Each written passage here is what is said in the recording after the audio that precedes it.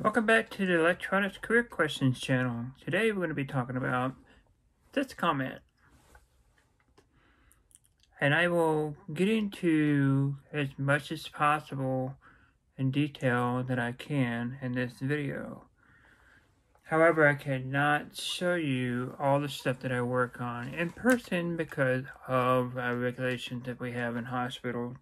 And majority of hospitals will have the same regulations that they don't want you to take pictures or video inside the hospital setting, and it could have potentially HIPAA violations and stuff like that. But I can talk about it, and I can put up Google images of different equipment that you might see or potentially may not see. Different hospitals will have different brand of equipment. Not everybody wears the same type of shirt, so they're not going to have the same type of equipment from place to place. And budgeting will be different.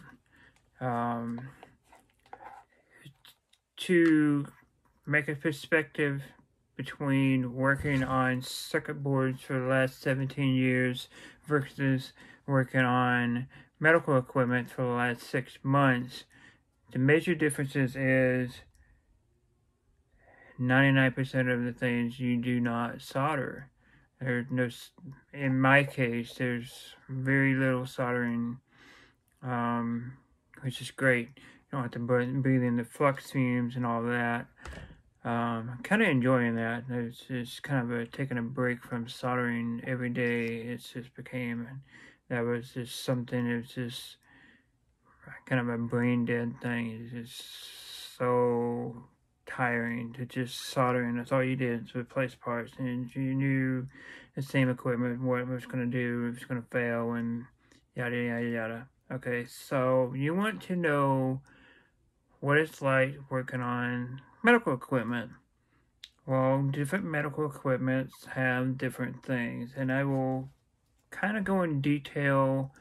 We have what's called PM, which is preventative maintenance, and we do that. And it varies for different equipment. You can have a 1-year PM, you can have a 2-year PM, you can have a 3-year PM, you can have a PM that's every 6 months. It varies for equipment that you work on. Right now, what I'm working on and what I'm being taught is what's called Essential CPD, and it might have a different name per the hospital that you're going to be working for or potentially working for. And basically what that means is Central is, they have all the supplies for the rest of the hospital. They have all the IV bags, IV sets. It can be everything you can think of. They have feminine product. They have diapers. Basically, you think of it, they have it. Batteries for AA batteries.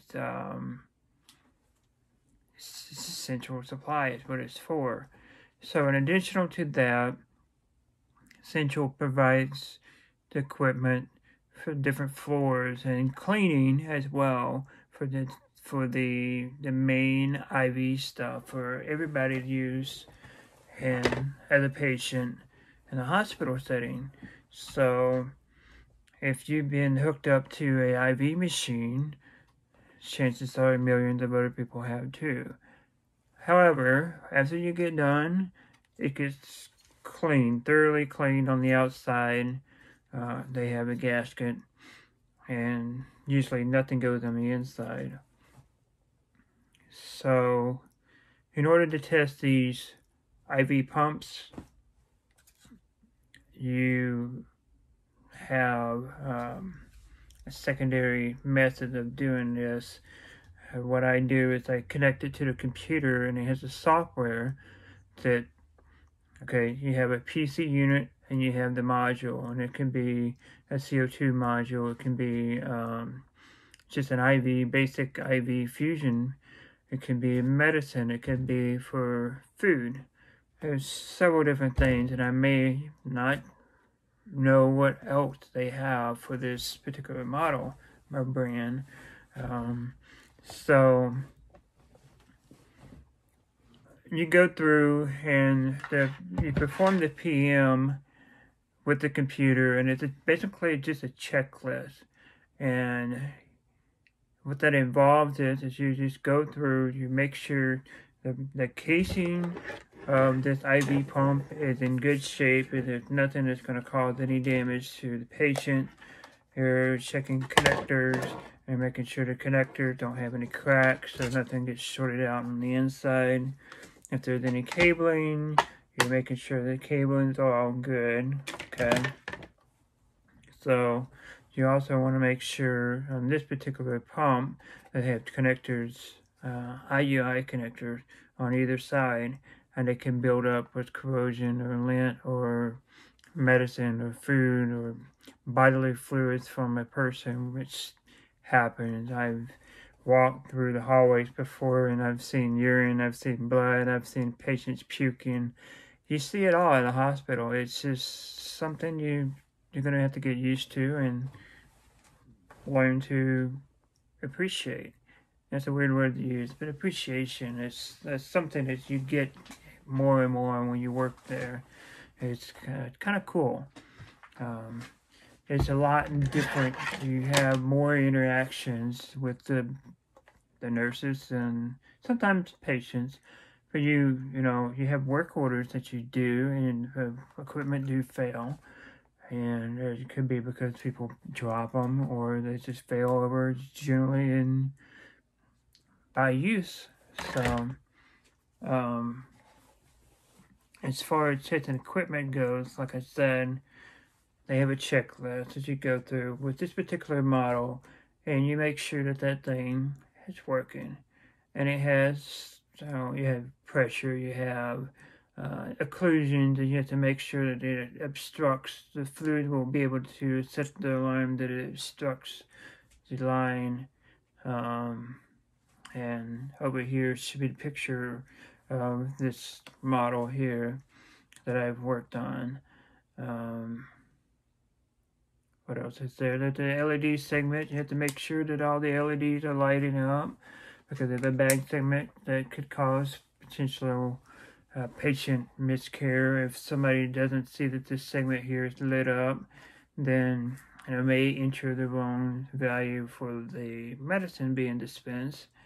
I mean, it's very minuscule that that might would happen, but it does happen. But yeah, that's just the basic for this equipment. There's other equipment you can work on. There's anywhere from, like I said, IV pumps. There's equipment they use for GI. There's equipment they use for respiratory. You have resuscitation equipment that you can work on. It sucks the fluid out of your lungs. There are CPAP machines that we do a visual check and make sure for patient use that the cables are good, and that's the inspection, is making sure the electrical side is safe enough for the patient to use when they get home after their surgery. That's just something the nurses will call down, and you go up and you check it out and put a sticker on it that you inspected. There's varying from hospital to hospital. You're going to see different software. We have what's called TMS. I'm not saying that it's great. I'm not saying that it's bad. I'm not sponsored by them by any means. This is what I've been taught so far. I've only been here for 6 months and looking forward for many, many, many, many more. So they have, you have your work orders, you have your work tickets basically, and you have your PM tickets basically. So every month there's going to be an auto-generated amount of equipment that you're expected to find in the hospital and test and make sure that they're in properly working condition. And the facility and the company that I work for, we have over 32,000 assets. So I mean, there's 32,000 pieces of equipment that we're supposed to go through and find and test and make sure that they're functionally working. And that can be from, like I said, MRI, ultrasound, GI stuff when I go through for your mouth and your butt. CVI, it's just cardiovascular. I mean, there's dialysis, there's all the medical equipment you can think of. It's there in the hospital. And somebody, if you or your coworkers are not working on it, you're working on it with a vendor. So there's going to be vendor PMs as well. So you may not be capable of working on this. The vendor will come in and do that themselves, and they cover all the risks that this potentially has. So if it fails and somebody dies or has some type of harmful whatever, it falls on them and not on the hospital, because they check this device out and they're supposed to be working properly. And that's just how that works. So the generated list, like I said, per month, and usually we could have about 500 to 700 PMs per month that we do. And some of the equipment have what's called a GPS tracker, so you can look in another program and see if you can find the equipment. That is, if the battery is not dead. So if the battery is dead, then you're just blindly searching through the hospital. The hospital I work for has 2 locations. In the general facility that I work at, in the city that I work at, there's multiple hospitals and clinics that are tied to this organization. And one place has 6 floors and the other one has 3 or 4. I don't know. I haven't been there that often. And so the current one, you have 6 floors, but it's in 2 sections. So you basically have 12 floors, and you have to find this piece of equipment that may or may not be tracking on a map that you can search.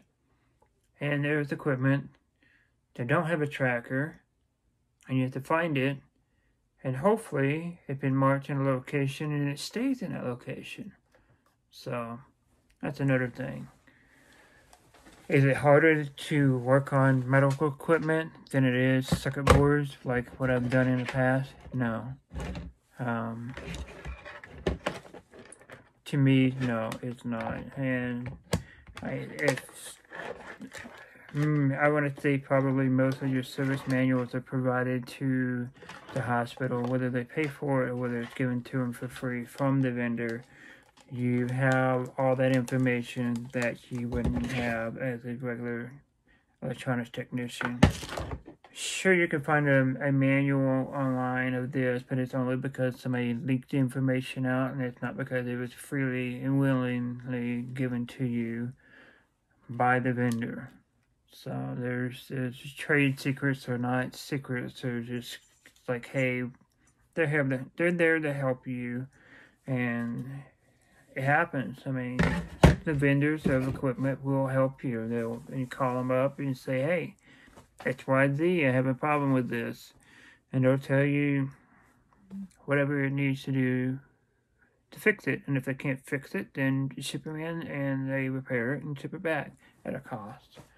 So, as far as working on medical equipment, we don't do that too much. I'm sure other facilities will vary and differ.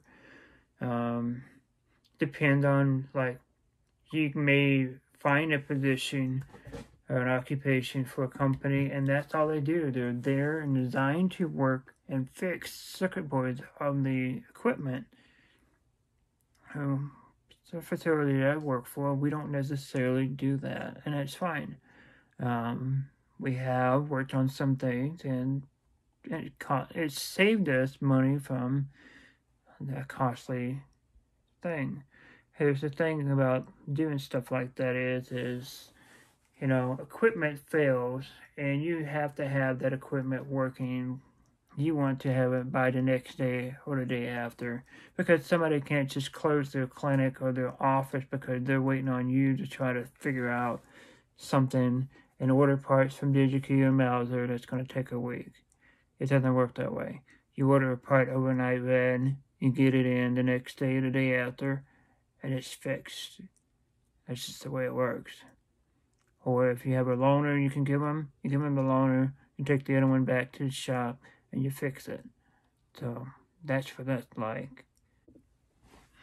Now you might want to ask about pay. Pay this facility that I work for is actually pretty good. It's higher than what I was making before. I'm working on electronics for the last 17 years.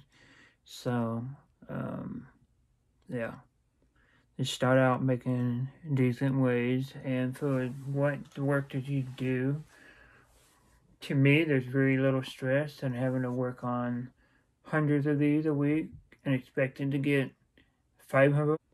You start out making decent wage, and for what the work that you do, to me, there's very little stress in having to work on hundreds of these a week and expecting to get 500 of them done, that kind of ratio. These, you have to get your PM done and stuff like that. That's expected. But it's not that stressful because I don't have to, you don't have the constant stress of having to build equipment or having to fix something to keep a company going because that's their livelihood is because you're fixing failed equipment. At the hospital, you're just maintaining that equipment.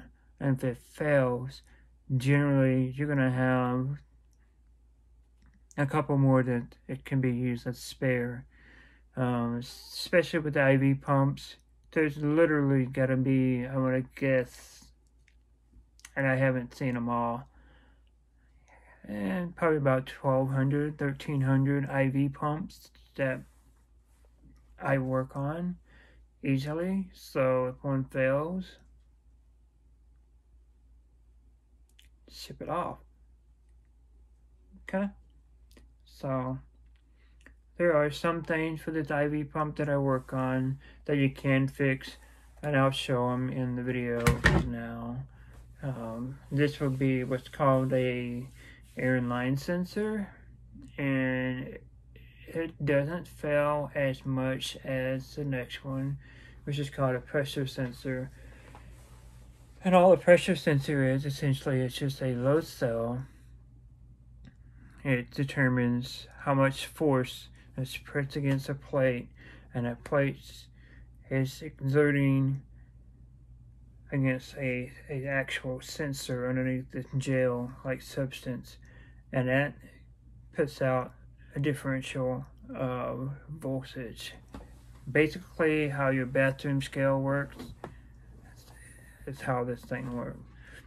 So they fail over time because that IV pump might be used a couple hundred times a week.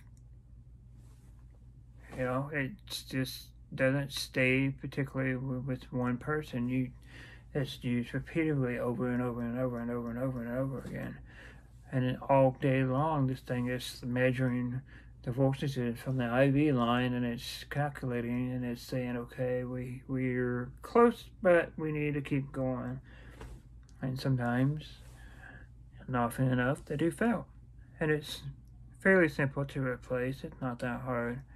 A couple screws and a couple plastic pegs and ink, put in, reassemble, you're done. So yeah, as far as working on MRI stuff, ultrasound stuff, I have no idea. I haven't worked on that stuff yet. I've worked on baby incubator beds. I've worked on scales.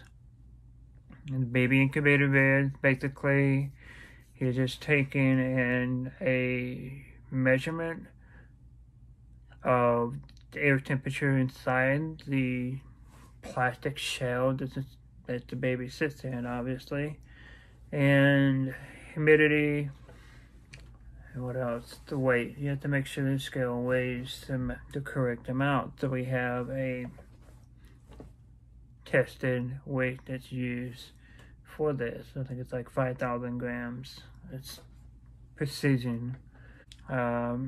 other equipment we work on basically just tests blood pressure, your heart rate, and that sort. Just your vital information, and then you just do a very basic check. I say very basic check. To me, it's just a very basic check. You plug it into a tester, and it goes through several different pressures that you will generate for your blood pressure. And because there's even a cuff, you can change the heart rate to make it do different beats, and you're testing for those different beats on this monitor. We have what's called basically it just heats up your bed so the patient stays warm, and we do check the temperature of those. You have to go through and replace the filters and stuff like that. Yeah, it can be exciting, it can be boring, it can be all a mix of things. You have people hopped up on coffee and politics, and I mean, it's just like any other job. It's, yeah. Would I suggest you quit your day job and go to this? If you feel so, do it, yeah. Do I think you would have a secure job for the future versus working on electronics? Oh, absolutely. Biomed is never going to go away. You're always going to have people needed to work on medical equipment. You're not going to have that same need for working on day-to-day electronics. It's just throwaway technology. So, yeah. So, throwaway technology for us. We don't a lot of times repair these circuit boards, but they rely on us to repair the equipment, to service it, and continually making sure that it works.